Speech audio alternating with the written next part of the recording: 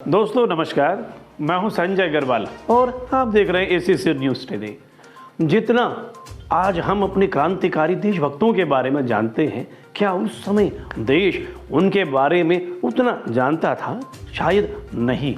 कम से कम चंद्रशेखर आज़ाद के विषय में तो शायद नहीं, क्योंकि आज़ाद के कारनामे आम लोगों के सामने बहुत ही कम आए।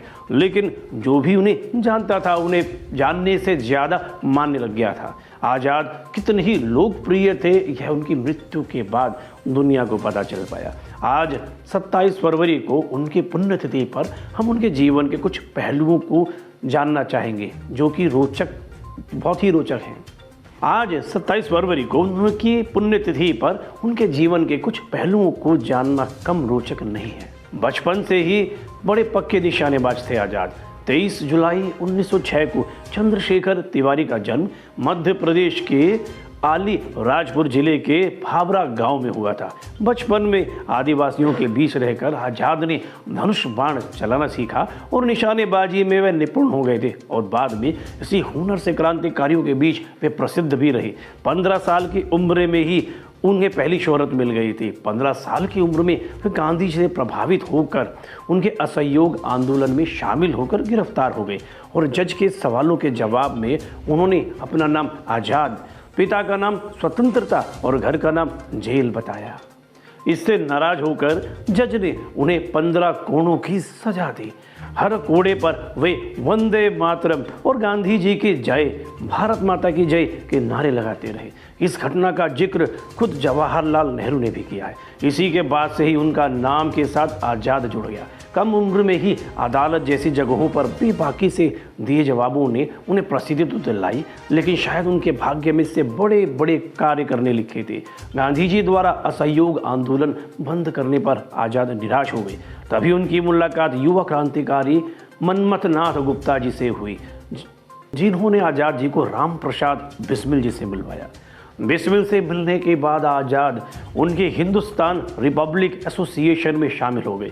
बिस्मिल के नेतृत्व में आज़ाद एक साहसी, आक्रामक और चतुर क्रांतिकारी साबित हुए।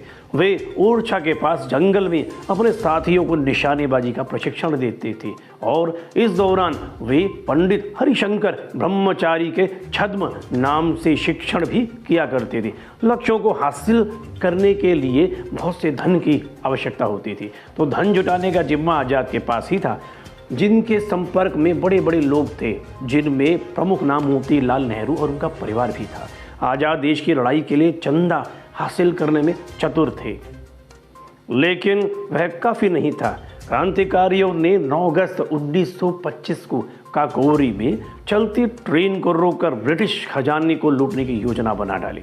काकोरी स्टेशन पर हुई इस लूट से ब्रिटिश हुकूमत हिल गई। आज़ाद और उनके साथियों के पीछे पड़ गई काकोरी कांड के सभी आरोपी एक एक करके गिरफ्तार होते रहे, लेकिन आज़ाद हर बार पुलिस को चकमा देने में पूरी तरीके से सफल होते रहे। उनसे सैंडर्स हत्याकांड में भगत सिंह का साथ दिया। चाहते तो वे खुद भी गोली चलाने का जिम्मा ले सकते थे, लेकिन उन्होंने साथियों को कवर करने की जिम्मेदारी ली और उसको बखूबी निभाया। वे कभी अंग्रेजों के हाथ नहीं आए। 27 फरवरी 1931 में इलाहाबाद यानी प्रयागराज के अल्फ्रेड पार्क में मुठभेड़ के दौरान आज़ाद ने अंग्रेजों के हाथों पकड़े जाने के बजाय खुद को गोली मारने का विकल्प चुना। अंग्रेजों ने चुपचाप अंतिम संस्कार भी कर दिया था। यहाँ तक कि अंग्रेजों ने उस पेड़ पर जिसके आगे वो खड़े हुए थे उसको कटवा दिया, जिसके पीछे आज़ाद ने अपने जीवन की अंतिम लड़ाई लड़ी थी। लेकिन उनकी अस्थि यात्रा में भारी संख्या में उनके चाहने वाले लोग शामिल हुए और देश में हर ओर उनकी मौत की शोक की लहर दौड़ गई। इंकलाब जिंदाबाद।